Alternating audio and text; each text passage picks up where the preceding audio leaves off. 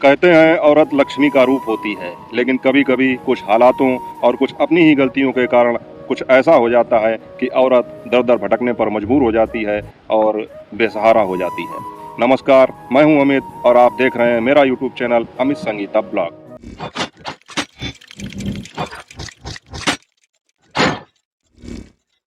Good evening, शुभ संध्या। और बहुत ही शाम का अच्छा सा वक्त है, बहुत ही ठंडी हवा चल रही है। और आज का ये वीडियो मैं एक प्रयोग के तौर पर अपने ब्लॉग चैनल पर डाल रहा हूँ, क्योंकि मैंने आज एक स्टोरी सुनी और उस स्टोरी को सुनने के बाद में मुझे लगा कि मैं ये आप लोगों के साथ साझा करूँ। तो दोस्तों, चलिए शुरू करते हैं। साथियों, किसी कारणवश मैंने कहानी के पात्रों के नाम और स्थान में परिवर्तन कर दिया है, लेकिन ये कहानी बिल्कुल सच्ची घटना पर आधारित है। 14 अगस्त सन 2015 को एक सफेद रंग की चमचमाती हुई फॉर्च्यूनर कार कन्नौज से दिल्ली के लिए रवाना होती है और उसमें बैठे होते हैं अमन चौहान। और गाड़ी कन्नौज से निकलती है और छिबरा मुंह होते हुए उसको दिल्ली जाना होता है। तो अमन चौहान छिबरा मुंह पहुंचता है और ट्रैफिक सिग्नल पर अपनी गाड़ी रोक देता है। जैसे ही गाड़ी रुकती है, वहां पर कुछ औरतें भीख मांगने वाली जो थी वो आ जाती हैं। अब अमन चौहान एक पैसे वाला आदमी था, उसके पास किसी प्रकार की कोई कमी नहीं थी और दिल का भी बहुत अच्छा आदमी था, इसलिए वह अपने कार की खिड़की को खोलकर उन औरतों को 100-100 रुपए देने लगता है। 2-3 औरतों को 100 रुपए देने के बाद में वह अपनी खिड़की का शीशा जैसे ही बंद करता है, एक आवाज़ आती है कि बाबूजी, मुझे तो कुछ मिला ही नहीं। और आवाज़ सुनकर अमन जब पीछे देखता है तो उसके होश फाख्ता हो जाते हैं, क्योंकि वो आवाज़ किसी और की नहीं, उसकी तलाकशुदा पत्नी पूजा की थी। पूजा की ऐसी हालत देखकर अमन को अपनी आंखों पर यकीन नहीं होता कि ये वही पूजा है जिसको मैंने कभी रानी बनाकर रखा था। और पूजा भी जब अमन को देखती है तो पूरी तरीके से चौंक जाती है और उसे अपने आप में शर्मिंदगी सी महसूस होती है और आंखों से आंसू निकलने लगते हैं। एक दूसरे को देखकर वो लोग अपने अतीत के पुराने गुजारे हुए अच्छे सुनहरे दिनों में चले जाते हैं। तभी वहाँ पर लोगों की इस तरह का मंजर देखकर भीड़ लगने लगती है। ये सब देखकर अमन अपने आप को संभालता है और पूजा से कहता है कि चलो हम किसी पास के होटल में बैठकर बात करते हैं। अमन उसको अपनी फॉर्च्यूनर गाड़ी में लेकर पास के ही एक होटल में जाता है और वहाँ पर जाकर बैठते हैं दोनों लोग। फिर अमन पूजा से कहता है कि पूजा, तुम्हारी ये हालत कैसे हो गई? तुम तो कितने अच्छे रईस खानदान की बेटी थी, तुम्हारे पापा के तो कोल्ड स्टोर चलते थे, फिर ये कंडीशन कैसे हो गई? और तलाक के नाम पर मैंने तुमको 50 लाख रुपए भी दिए थे, फिर आज ये क्या वजह हो गई कि तुम इस हालत में ट्रैफिक सिग्नल पर भीख मांग रही हो और मुझसे कभी संपर्क करने की कोशिश भी नहीं की? पूजा रोने लगती है और कहती है कि अमन, मेरे साथ जो कुछ गुजरा है वो शायद मेरे कर्मों का ही फल है। तुमने तो बहुत कोशिश की कि मैं तलाक ना लूं, लेकिन मैंने तुम्हारी बात नहीं मानी। अमन पूजा से कहता है, मुझे पूरी बात बताओ, क्या हुआ था? तुमने अपने जीजा और मौसा मौसी के कहने पर मुझसे तलाक लिया था। मैं तुम्हें तब भी बहुत मना कर रहा था, समझा रहा था, मेरी माँ भी तुमको समझा रही थी, लेकिन तुमने कोई बात नहीं मानी और तुम तलाक लेकर ही मानी। तो अमन की बात को काटते हुए माँ का नाम सुनकर पूजा उससे पूछती है कि माँ कैसी हैं? तो अमन कहता है कि माँ अब भी तुम्हें याद करती हैं और अक्सर मुझसे ये कहती रहती हैं कि क्या हमारी बहू अब वापस नहीं आ सकती है। ये सब सुनकर पूजा और भी दुखी हो जाती है और उसकी आंखों से और भी तेजी से आंसू बहने लगते हैं।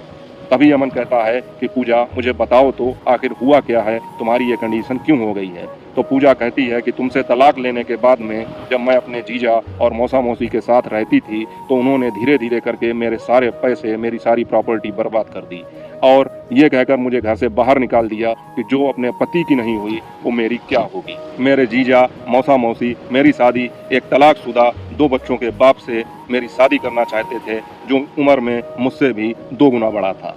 मैंने उस शादी से इनकार कर दिया तो उन्होंने मुझे घर से धक्के देकर बाहर निकाल दिया और उसके बाद में मैंने तुमसे जब संपर्क करने की कोशिश की तो उसके लिए भी मुझ पर तरह तरह से प्रतिबंध लगाए और मुझे तुमसे संपर्क नहीं करने दिया। उसके बाद में तुमसे दूर होने के बाद में और ये सब देखने के बाद में मैं इतनी टूट चुकी थी और मुझे अपने आप में इतनी शर्मिंदगी हो रही थी कि मैं तुमसे खुद संपर्क करने की कोशिश करना भी चाहती थी तो नहीं कर पा रही थी। और इसी वजह से मुझे अपना जीवन एक भिखारन के रूप में गुजारना पड़ा और मैं धर्मशाला में रहती हूँ और ट्रैफिक सिग्नल पर भीख मांगकर अपना गुजारा करती हूँ। ये सब सुनकर अमन बहुत दुखी हो जाता है और उससे कहता है, अगर तुमने मेरी बात मानी होती तो आज ये हालत नहीं होती। फिर भी जो होता है उस पर किसी का जोर नहीं होता। और अमन उसको खाना खिलवाने के बाद में उसके साथ उसके कमरे पर जाता है और उसको वहाँ छोड़ देता है।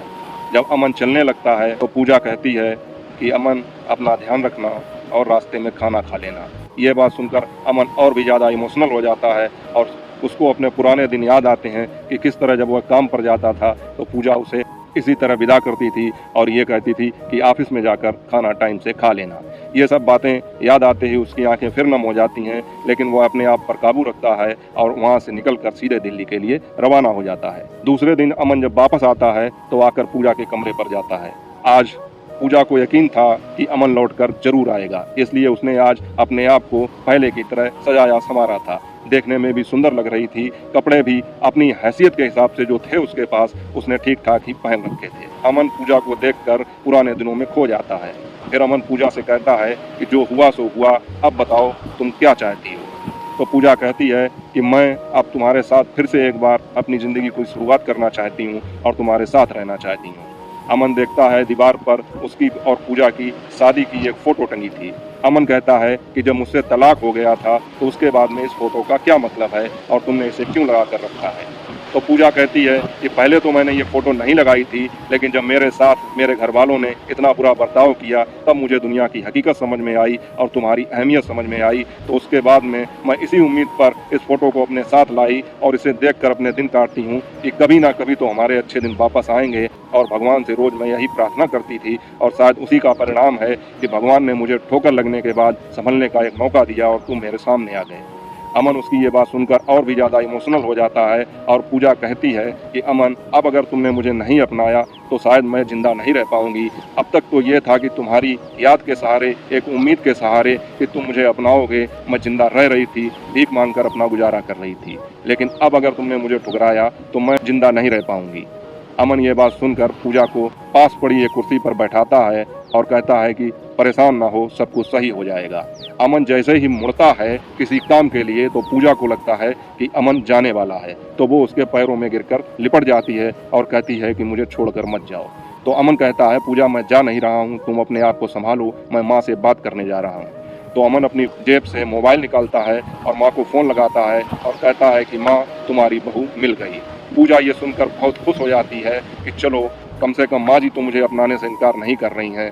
अमन माँ को ये खुशखबरी देने के बाद में पूजा की तरफ पलटता है और अपने बैग से कुछ कपड़े निकालकर पूजा को देता है और कहता है, मैं ये तुम्हारे लिए दिल्ली से लाया हूँ, इसे पहनकर तैयार हो जाओ और अपने घर चलो। पूजा तैयार हो जाती है और बिल्कुल उसी रूप में आ जाती है जिस तरह पहले वह अमन के साथ रहती थी। उसके बाद में दोनों लोग अपनी फॉर्च्यूनर कार से कन्नौज की ओर निकल पड़ते हैं। कन्नौज पहुंचने पर जब उनकी गाड़ी घर के बाहर रुकती है तो देखते हैं दोनों लोग कि माँ आरती का थाल लेकर दोनों का इंतजार कर रही हैं। पूजा जाती है और माँ को देखकर माँ से लिपट जाती है, रोने लगती है, उनके पैरों में गिरकर अपने किए की माफ़ी मांगने लगती है और माँ जैसे इसी इंतजार में थी कि कब उनकी बहू लौट कर आएगी, पूजा को उठाती है और अपने सीने से लगाती है और कहती है कि बहू, जो कुछ हुआ उसे भूल जाओ, एक बुरा वक्त था जो गुजर गया, अब हमारे परिवार को किसी की नज़र नहीं लगनी चाहिए। और दोनों लोग माँ का आशीर्वाद लेते हैं और माँ के साथ अंदर चले जाते हैं और पूजा और अमन अपनी ज़िंदगी की नई शुरुआत करते हैं। तो दोस्तों, ये कहानी इतनी मार्मिक थी, इतनी हृदय को चीरने वाली कहानी थी। मैं शायद आप लोगों को उसने बढ़िया ढंग से नहीं सुना पाया, लेकिन मैंने फिर भी पूरी कोशिश की है। अगर आप लोगों को ये कहानी अच्छी लगी हो तो कमेंट करके अपनी राय जरूर देना, किस तरह एक दुखद कहानी का सुखद अंत हुआ। तो साथियों, आज का मेरा ये ब्लॉग एक कहानी के रूप में मैं लेकर आया था कि मैं ये देखना चाहता था कि मैं इस तरह की कहानी सुना सकता हूँ या नहीं सुना सकता। हालांकि मेरे इस ब्लॉग चैनल पर आपको ब्लॉग ही देखने को मिलेंगे, लेकिन कभी कभी जो चीज़ मुझे अच्छी लगेगी वो मैं अपने मन के हिसाब से आप लोगों को बताने की कोशिश करूँगा। अगर आप लोगों को ये कहानी अच्छी लगी हो तो कमेंट करके अपनी राय जरूर देना। चैनल पर नए हो, चैनल को सब्सक्राइब कर लेना, लाइक करना और वीडियो को शेयर करना, कमेंट करना। मिलते हैं आपसे अगले किसी और अच्छे ब्लॉग में, अच्छी सी स्टोरी के साथ या अच्छे से ब्लॉग के साथ। तब तक अपना और अपनों का ख्याल रखें। जय हिंद, वंदे मातरम।